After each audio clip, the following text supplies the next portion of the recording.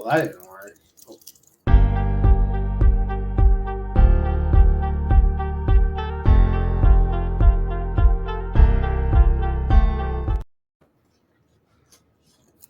Well, here we are early because I hit the space bar and all of a sudden the countdown stopped. This is what happens when it's your very first show. Welcome, folks. My name is John Hansman. My name is Emilio Mejia. And we are the Business and Bytes podcast, launched officially today, December 11th, 2023. I'm out here currently in Olympia, Washington. And I'm down here in Miami, Florida, but I service all of South Florida. And we're hoping to bring you the Business and Bytes podcast every Monday around 9:30 a.m.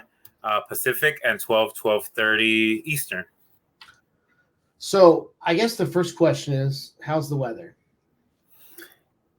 Actually, today's pretty good. It was like 65 degrees when we woke up, which we don't really get that here. This is to us, this is like sweater and jacket weather. Okay. So we got to reach out to like the back of the closet, the stuff you haven't used in forever, and throw some of that stuff on.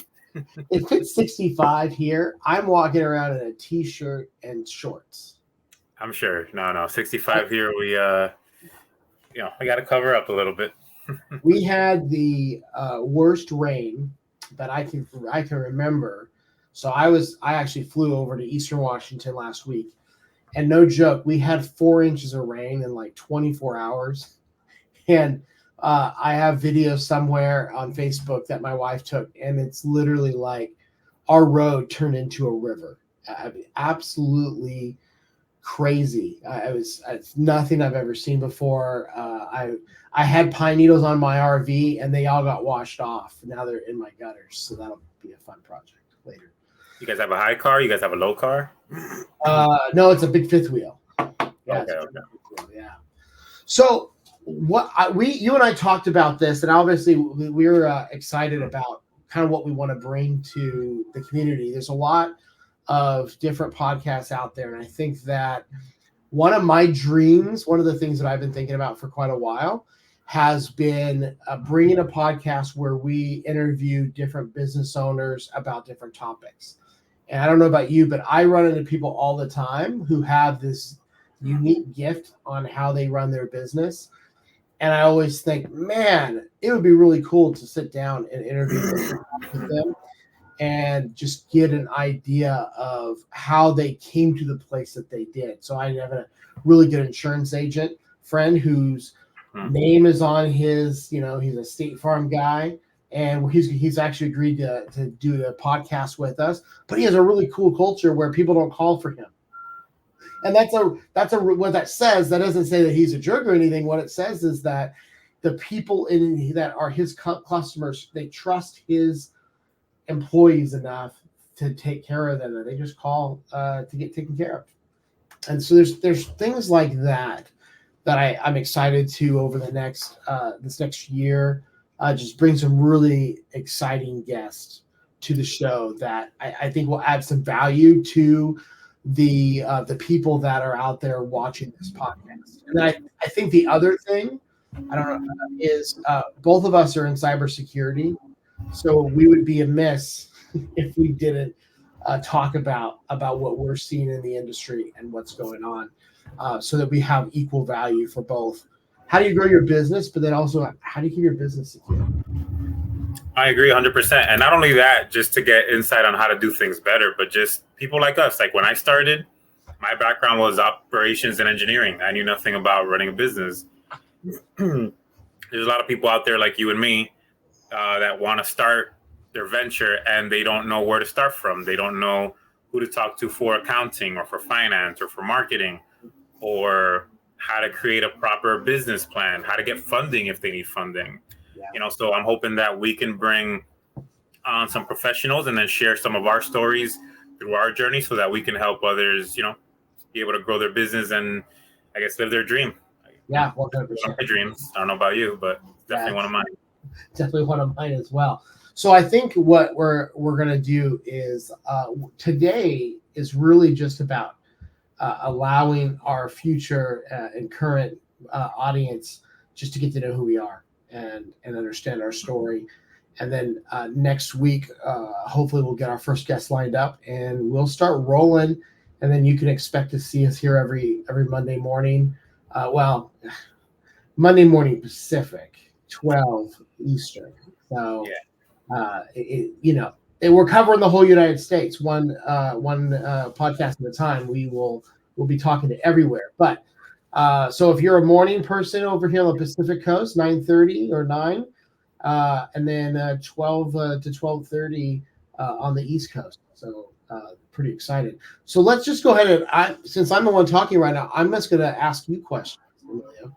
Does that sound like a good plan? Let's go. Yeah. So I want to know, and I think our audience would love to know, how did you just tell us your story about how you got started in your business? I'm going to take it back a little bit farther. How I got started in IT, and then I'll tie in the business. So I've been wanting to do IT since I was probably in middle school or probably elementary school, to be honest. Just anything with computers and technology really fascinated me. So once I was about to leave middle school, there was a new school by me called Miami Lakes Technical Educational Center. It's really long. We call it MLEC for short, or just Miami Lakes Tech. So I applied and I got accepted, and they had a Cisco networking program. So I was able to go there for high school and do my CCNA, all 4 courses. And it gave me a different mindset than going to a regular high school, because I was just focused on what I already wanted to do. So based on the curriculum there, I was able to get some scholarships. So I went on to DeVry University for network communications and management. Because of some of the credits and some of the scholarships that transferred over, I was able to get my bachelor's within like the first 3 years. So I think I got mine in 3 years. I started my first IT internship while I was at DeVry as well. I interned for a large law firm down here in South Florida called Becker and Polyakov. I'm actually trying to do some business with them right now. So I interned with them for about 3 years. As soon as I graduated, I got a job at an MSP. It was the MSP that used to work with that law firm. So, we had a brief connection there. So I worked at a MSP down here in South Florida. They were called CompuEquip. CompuEquip Technologies. They're pretty big. When I started, the team was maybe 10, 15. I think when they sold the services department to Konica Minolta, which is all covered, national MSP, the support team and the professional services team was about 40 or 50. Wow. So I started with them. I left. I tried the IT security at that point, but it was like overnight, and it wasn't a great experience, I'd say. So about 4 months into that, I got headhunted into a IT manager position at a large nonprofit. And it says IT manager, but I was basically a one-man shop for about 250 users, about 20 locations, based out of Miami, Florida, but they're nationwide. So I did that for a couple years, and then an old colleague of mine had an MSP already. So he was approached by one of his clients, and they said, well, we want to do business with you, but we're tired of one-man shops, because if they're not available, then, we feel like we get the short end of the stick. So, he told them, well, give me a month or so and I won't be a one-man shop. So he called me and he's like, look, I need more than help. I need a partner, to take responsibility, to make this their own, to help me grow it. So I agreed. And, we started an MSP there. Wow. That was going good for the last 7 or 10 years or so. But then we kind of started growing apart. He wanted to go down a certain path. I wanted to go down the cybersecurity. So, we agreed on how we can split. And then as of January of this year, I've been the sole owner of AM3 Technology and Cybersecurity. Took over some of my clients. I brought some of my team with me. And now we're trying to grow. Nice. I love it. I love it. That's exciting. It's funny how parallels. I also got started when I was young. So I always tell people I was the guy who was programming my neighbor's VCRs. Hopefully everybody remembers what a VCR is, but I used to program VCRs, and I used to figure out things. And as I got older, I ended up filling out or fixing people's computers and helping them learn how to use the computer and all of that stuff. And so I grew up with that too. And then when I went to high school, I was part of one of the business department's tech teams, which same thing, landed me an internship in a state office. I worked for Department of Corrections here in Washington for about 8 months. And fascinating at the time, they had this weird policy where they couldn't I didn't have enough experience for them to keep me to move on. Even though I was gaining in 9 months of experience, they didn't count it because it was an internship through a particular like organization. Wow. I got rejected. I got rejected from a internship because by policy, they had to pay me, and I was like, I work for free. I work for free. I just want the experience, and they're like, no, we can't. And I was like, so you're rejecting my free work. So what's fascinating is the guy after me. So they denied me, and then they worked and changed the policy. So the guy after me, who followed in my footsteps, got a state job. And so that was super interesting. I ended up taking I worked for, out of high school, I worked for a couple of different companies. One has nothing to do with IT whatsoever. I worked for one of those game companies that has the big inflatable,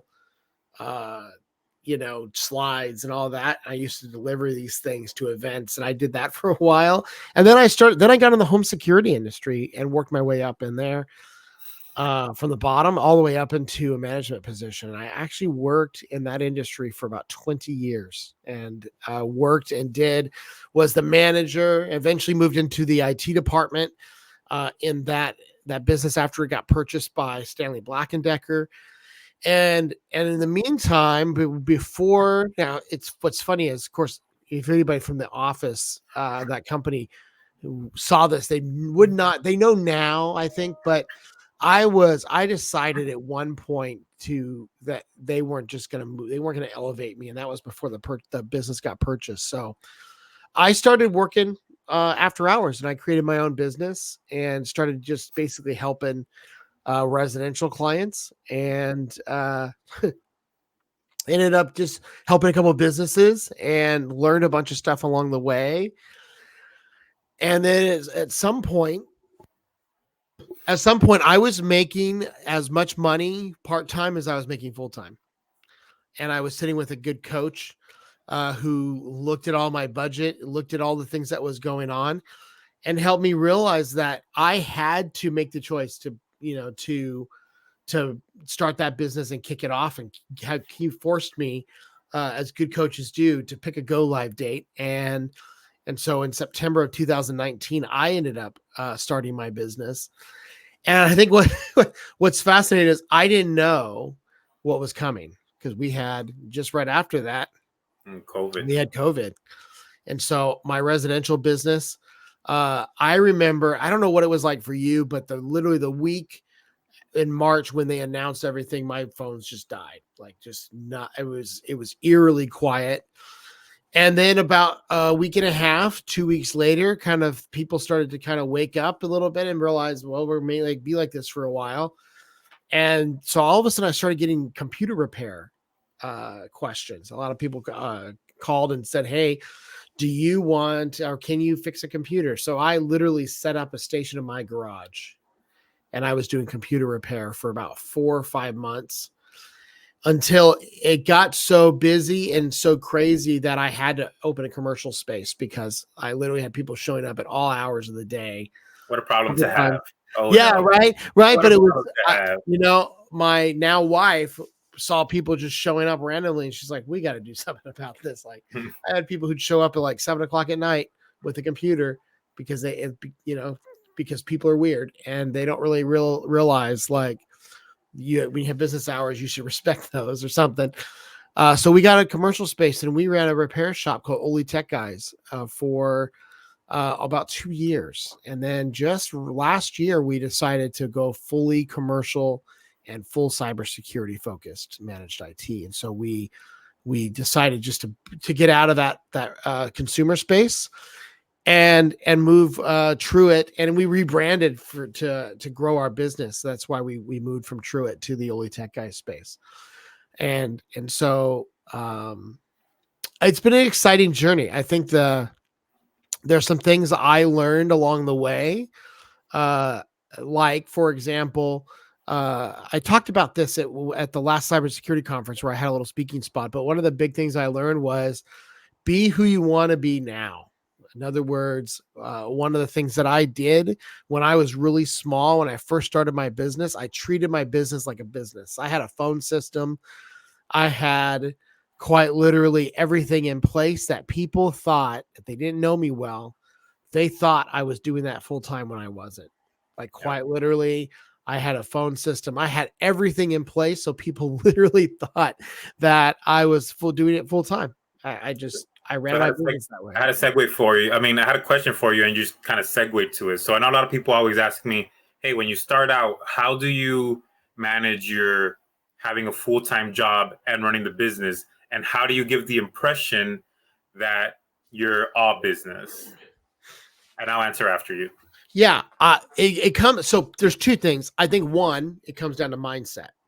Like, you have to have a mindset, even if you're moonlighting, that it's a real business. And you have, and part of it is, and this, I don't think this sounds dishonest, but no one ever asked if I was full-time. So I never told anyone I wasn't. Let's just be honest. Like, I agree with you there. I agree with you there. No one said, are you full-time? They just said, can you solve my problem? And so I was like, yeah, I can solve your problem. So I worked a lot. I worked my 40-hour job, and then I came home, worked another 20. I worked a lot, but I always focused on how I can provide service, how I can take care of the client, how I can make sure that they're in good shape. And they never asked. So I did put things in place. I really did truthfully put the phone system in place because I wanted people to think that I was a really big company, because that was my goal, was to get out of that workplace. That's why I started that business. Yeah, I had similar things. So one of my things was always respect my initial employer, so, do that stuff, make sure that all my boxes are checked. I'm doing that job 100%. Yeah. And then any extra time I would deal with the moonlighting, the side business. Yeah. If my job asked me, then I was honest that I was moonlighting after. But because they weren't a tech company, as long as the tech stuff was good there, they didn't care what I was doing after hours and things like that. So that was good for me. As far as finding clients and them talking to me, if they asked, I was honest about my availability. But because I had the partner, we were able to kind of be flexible. When I wasn't free, maybe he was. When he wasn't, I was. We even hired our first employee when we were still fully employed at our other jobs. So that we had somebody to go, so that our clients could feel that we had, their service and their, that they were our priority pretty much. So that was my other thing. So just like you, I had my full-time job. I'd come home. I'd put in another 4 or 5 hours. Sometimes in between the day, if I had breaks, things like that, I'd get some stuff done. But I just made sure that my employer was always 100% taken care of. And then I would use some of the extra time to do what I had to do. Yeah. And I'll say that type of thing paid off for me as well. My work was good with that corporation. They liked me. I worked hard for them. So when I quit my job, they were disappointed and sad. One of my bosses was even a little pissed because he had a plan that I didn't know about. But in the end, they offered me a contract to finish out some projects that I was on. And so I was able to still, I think I worked for them for another 4 months or 5 months as a contractor to help them, finish out the projects that I was working on. And they wouldn't have asked me to do that if I was sucking at my, doing my job and not taking care of them. So that makes sense. Definitely, building relationship. And the other thing too, and I think you touched on this earlier, you don't know when you're a one-man show or you're starting out, you don't know who's going to ask you to become their provider later. In other words, you could be working for a business and later on they ask you to be their in our case, IT provider. It's happened to me. the last thing you want to do is burn a bridge. You want to take care of them, because when they decide that they still want you, they're going to potentially be willing to pay more than what they're paying you as an employee to take care of them still. Agreed. Yeah. All right, so let's shift gears a little bit. Why don't you tell me what's been the biggest hurdle or the biggest thing that you've overcome in your business? Ooh, biggest thing, I think for me, and I still struggle with it, is just mindset. That was mine too. Yeah, I think every business owner struggles with mindset.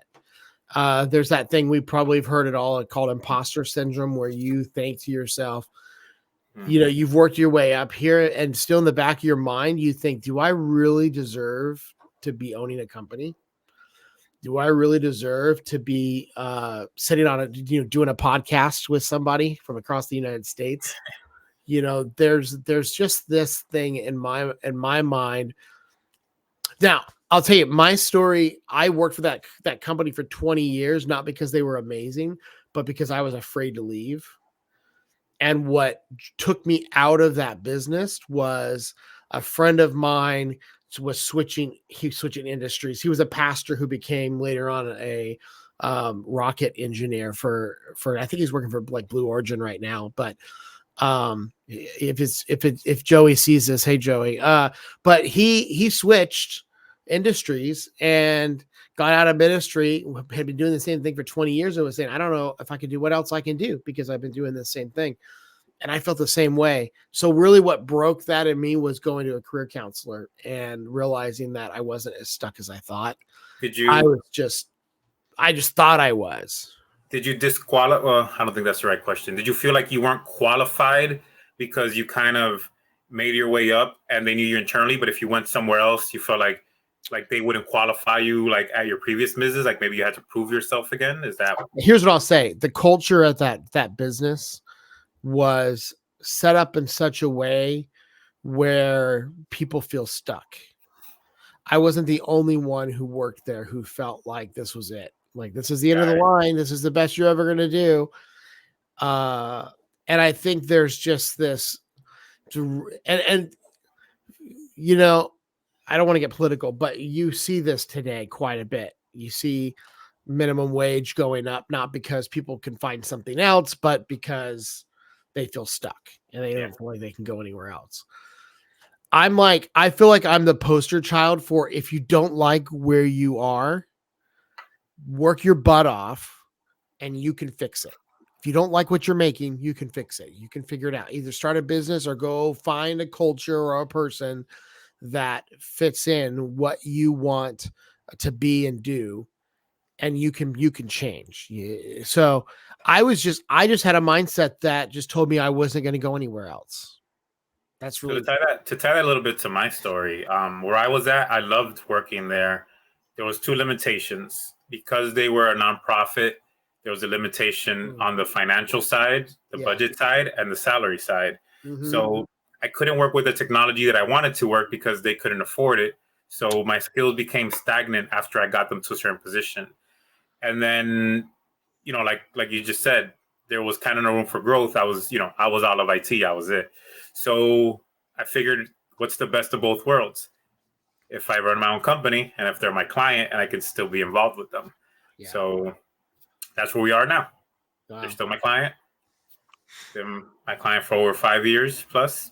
And, so I'm still involved with them. I'm still involved with their mission, which I like very much. And at the same time, I get to explore and work with other companies, which allows my income and salary to, not really have a roof.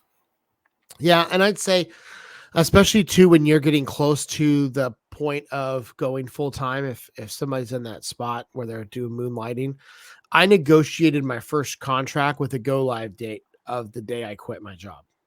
So I knew I was quitting in September. And so I told that business, I'll start taking care of you in September. And they were like, okay. Yeah, they knew I had a full-time job. They knew everything about what was going on. I was honest with them. And we took them on. I took them on my own in that September and got everything rolling. So I don't think you have to hide if you're part-time. I just think it's a matter of, can you solve the customer's problem and do it well and finish what you start? I agree with you. That's the I agree with important you part. there. Yeah. I'll go ahead and answer the question now. So my biggest hurdle or what I've overcame,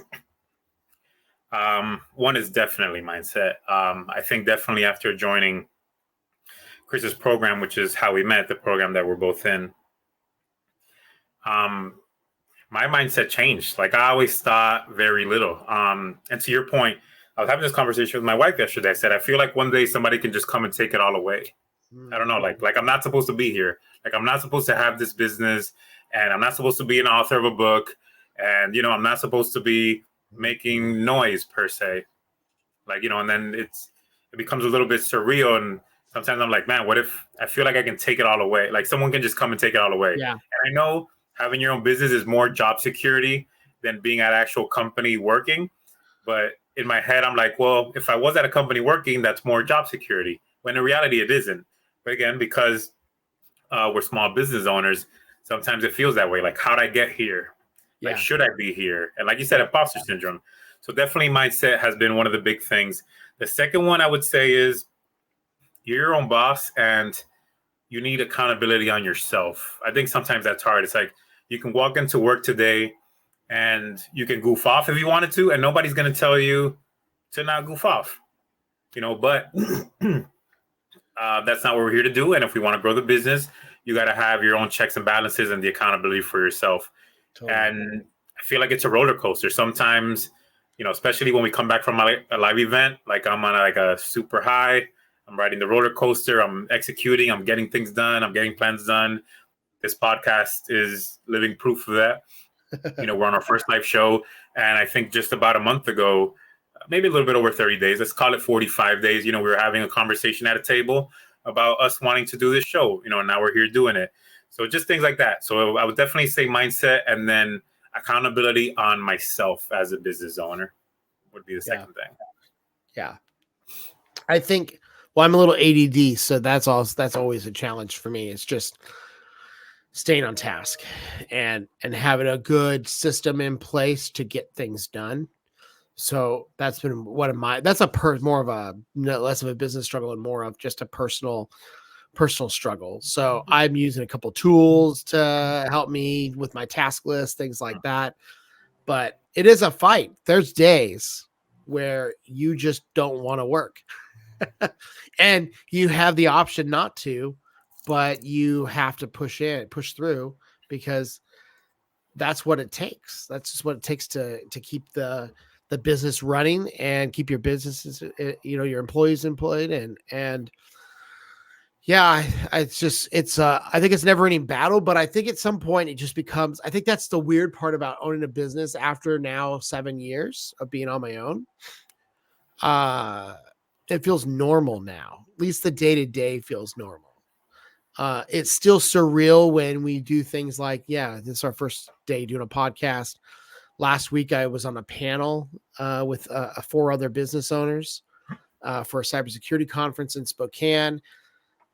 That was a little surreal because I was sitting on a stage in front of 200 people talking about a topic, and it was just like, how did I get up here?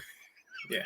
What did I do to deserve this privilege? yeah. And it's Who am I? Yeah, exactly. So, well, this has been great. I think now let's.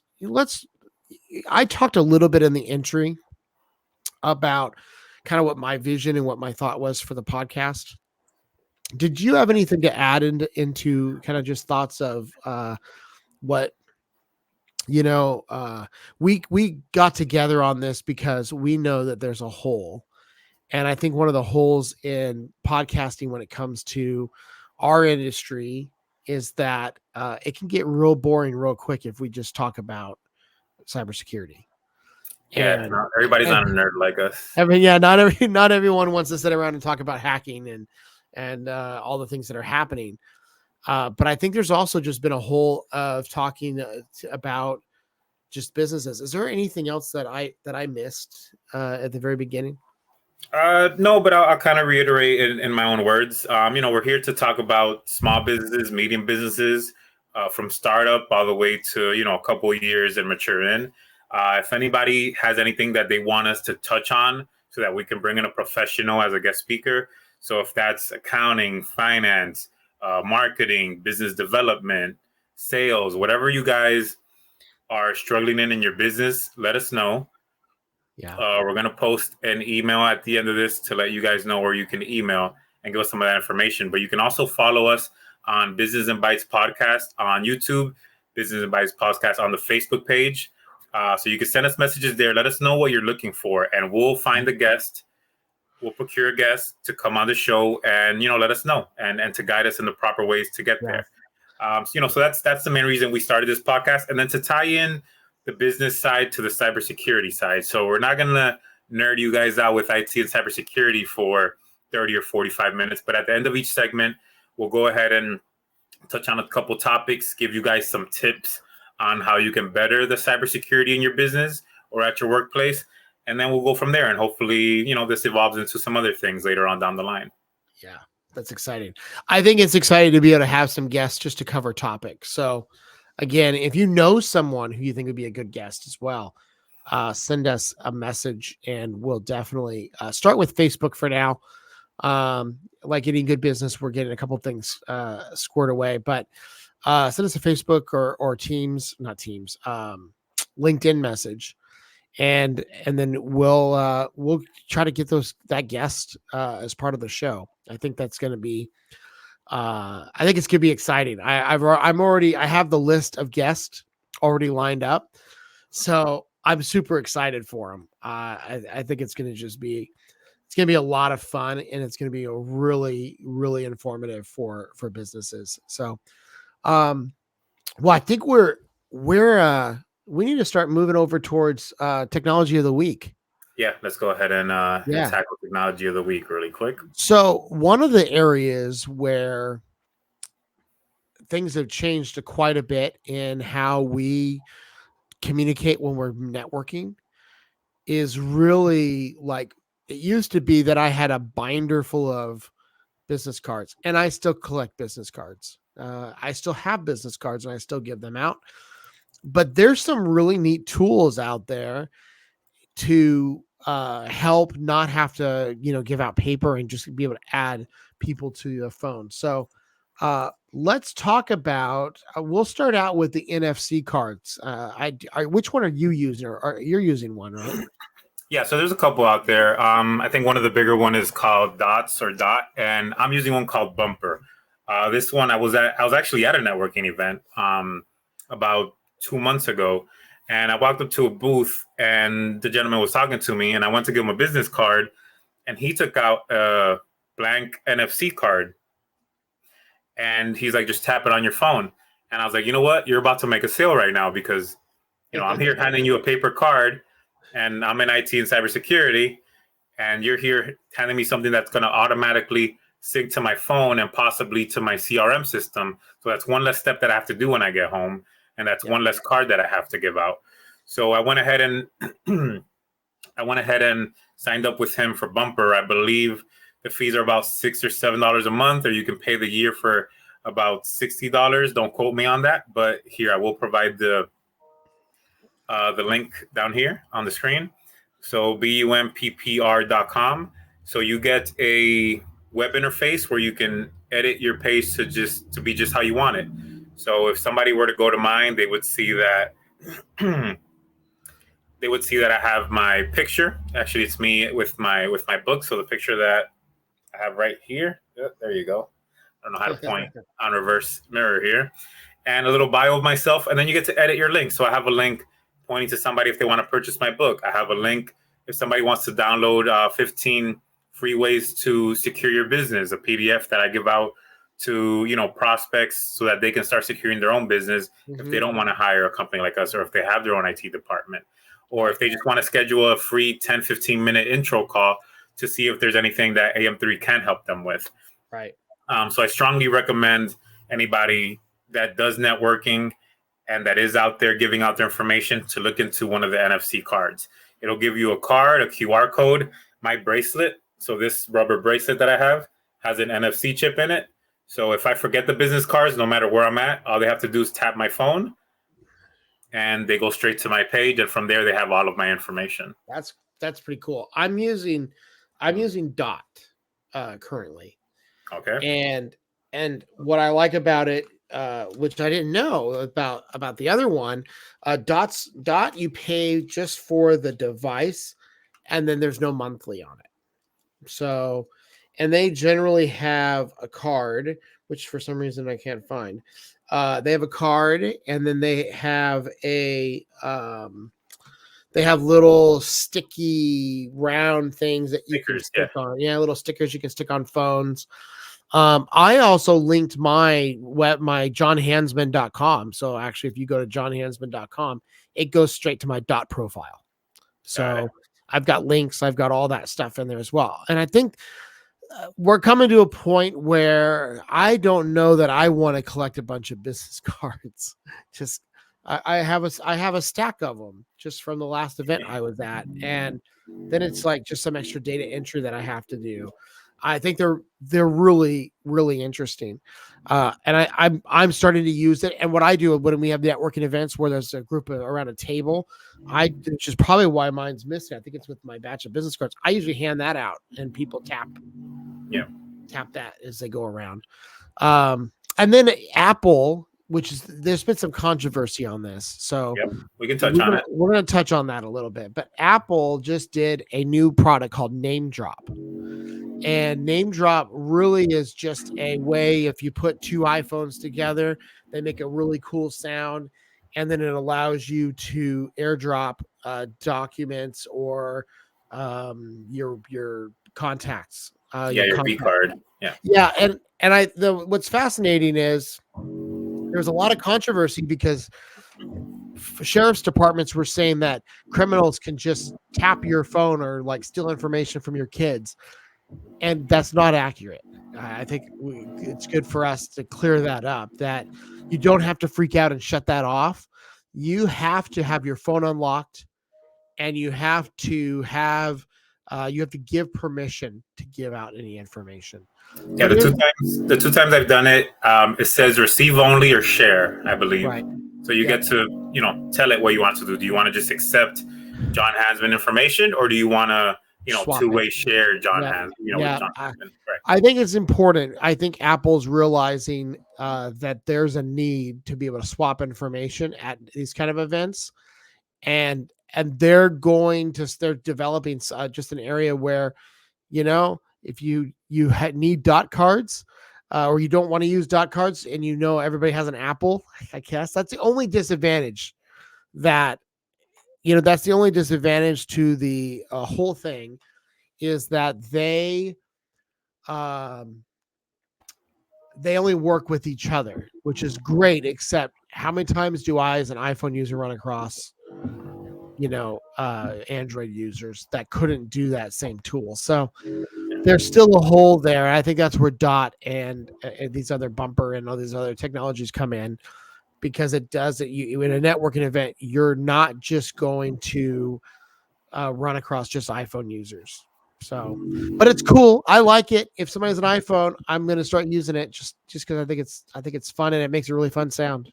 I agree. It starts a lot of conversations, to be honest. My last two networking events, we've had at least 15-minute conversations about both the iPhone feature and the NFC. Because usually I have them tap my bracelet, and then that starts the conversation about, oh, that's cool. What is it? And then and then I'll segue that somehow into cybersecurity, and and then have that conversation, and we kill two birds with one stone. Yeah, 100%, 100%. I can see the daylight coming through my green screen. Isn't that bizarre? Something I'll have to fix. Yeah. So I think just knowing about those is super, super important. Okay, so now we're going to roll over to some security stuff that's going on. So I want to start out, before we jump into this, I want to talk about something I learned at this conference that was super fascinating. So I was at a cybersecurity conference, and one of the guests was the he's now the chief operating officer at Whitman College. So a year ago, this is a Whitman College in Washington State. They had a cybersecurity attack. And this is my complaint about the cybersecurity incidents that we see on the news right now. We don't really know the whole story. So if you were to watch the media, you would think that Whitman College did a really horrible job with cybersecurity, and now everybody is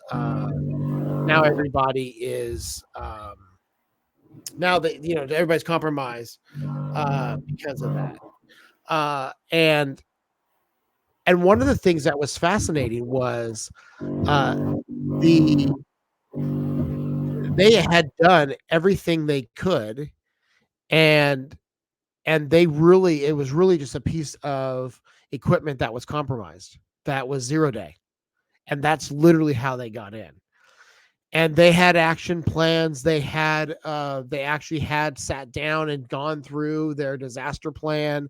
All the employees knew their job, all of that. And yet they still had a cybersecurity attack. So we've said this on multiple occasions when it comes to cybersecurity. It's not a matter of if you're ever going to be attacked. It can really be a matter of when. And I think when we look at Whitman, I think that was just the most fascinating thing.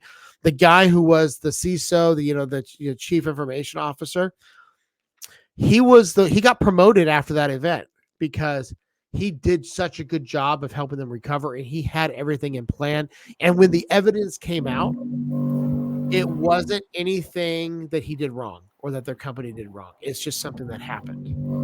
So I think when we watch the news, we have to be really careful about that. Because the news doesn't share everything, and some of that's by design. When we do cybersecurity training and we start talking about, it's important to somewhat limit some information that goes out, but we don't get the whole picture. So I wouldn't necessarily jump into somebody has a cybersecurity attack, and so we're going to stop using them. I don't think that's a fair thing, because I think it really depends on how that company responds to the cybersecurity attack. That should be your judgment on how you decide whether you're going to do business with those people. Because we're going to talk in a minute about two really big automakers that just reported cybersecurity attacks.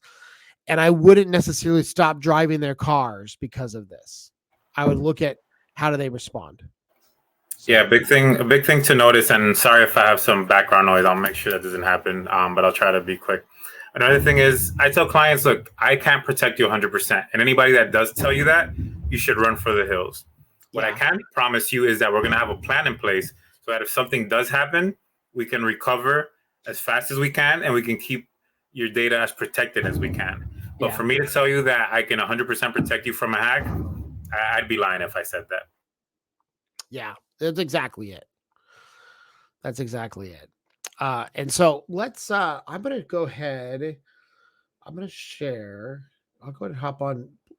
We're going to talk about these two real quick. I'm going to go ahead and present those. And okay, here's our first one. Toyota. I own a Toyota. Do you have a Toyota? I have a Toyota.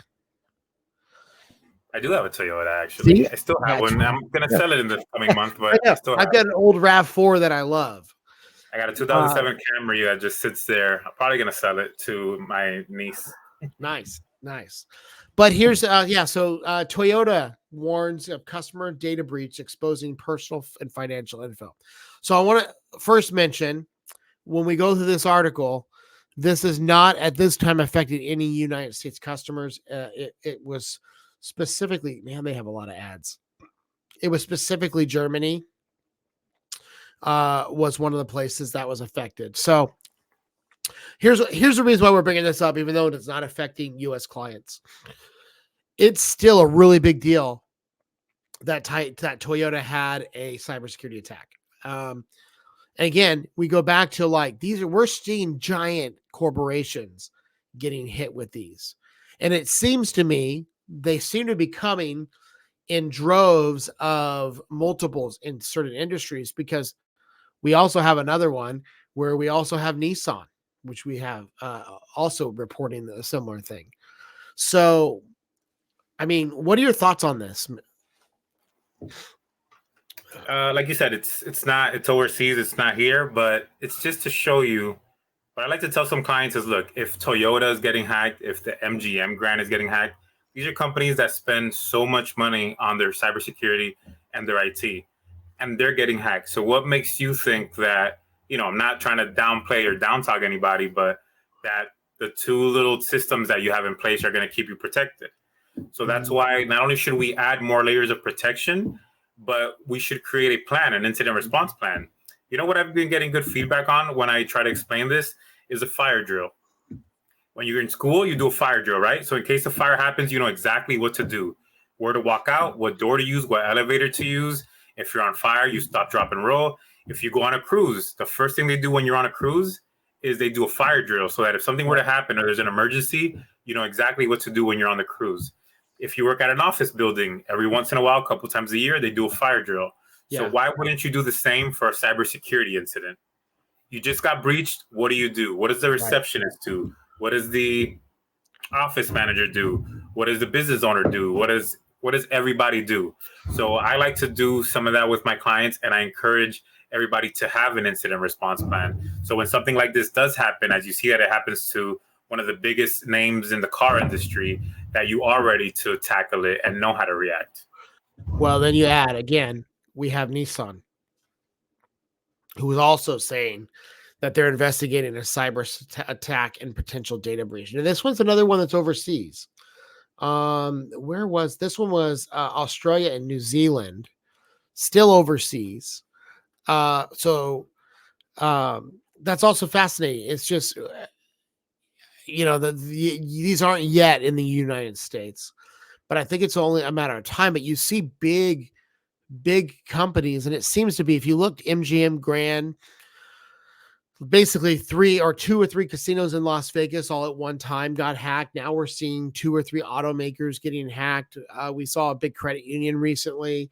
On one of the places we find a lot of articles is Bleeping Computer. They had another conversation about a medical facility that got hacked, that's also overseas. There's just a ton going on right now. And I think that what most people fail to recognize is, I think the number is still 58%. 58% of businesses that get hacked are small. They're not these giant corporations. These are just the big ones that make the news just because of their sheer size, but not because of their they just make the news because of their size. Yeah. It's just, and time will tell what their incident response plan is and what they're doing about it. The information is still all new. These articles are still like December 6th, so only a couple days old. And we'll find out more about what happened. But here's what we know. We know that MGM Grand, they lost $8 million roughly a day. And theirs was actually let in by their in-house IT department because they didn't verify people.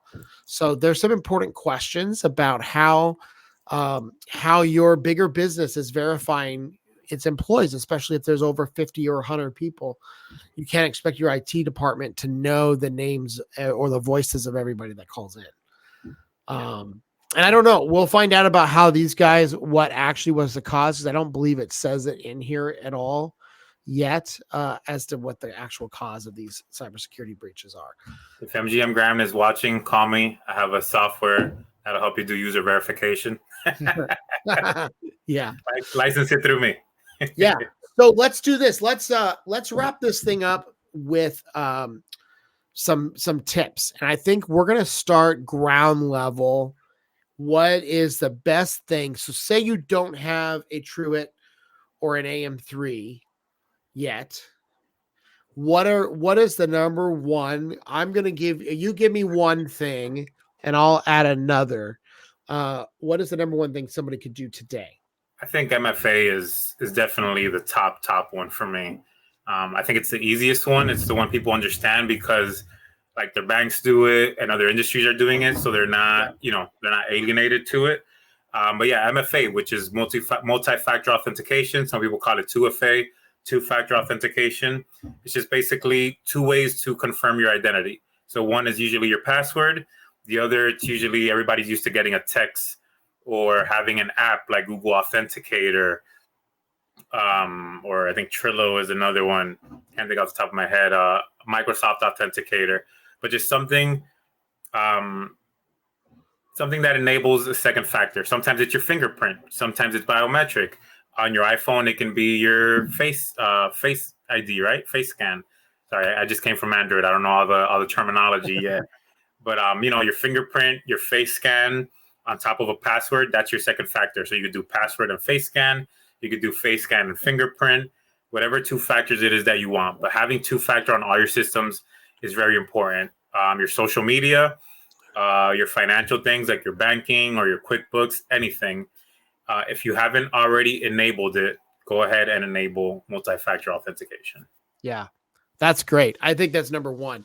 I think if you do one thing today, if you don't have it on your email, pretty much any of your online accounts, you should have multi-factor 100%.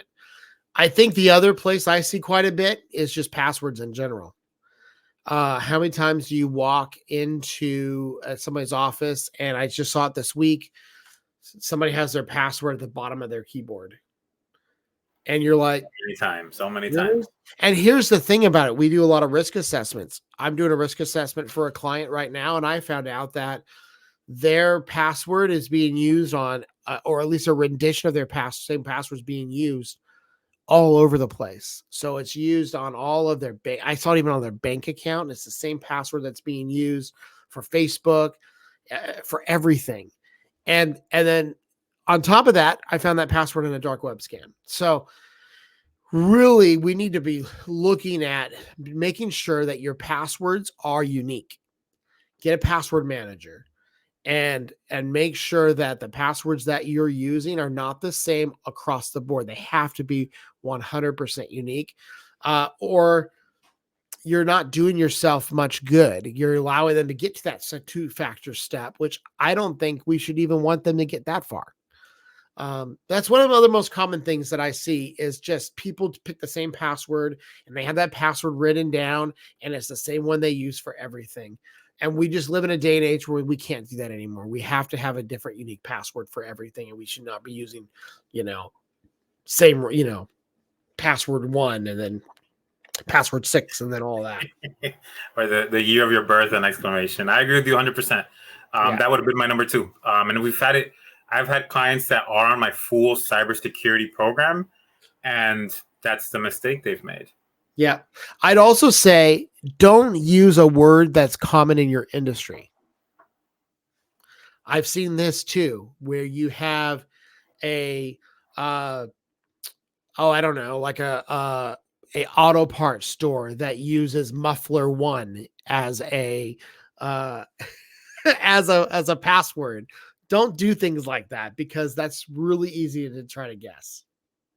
Eventually someone will get it. Agreed.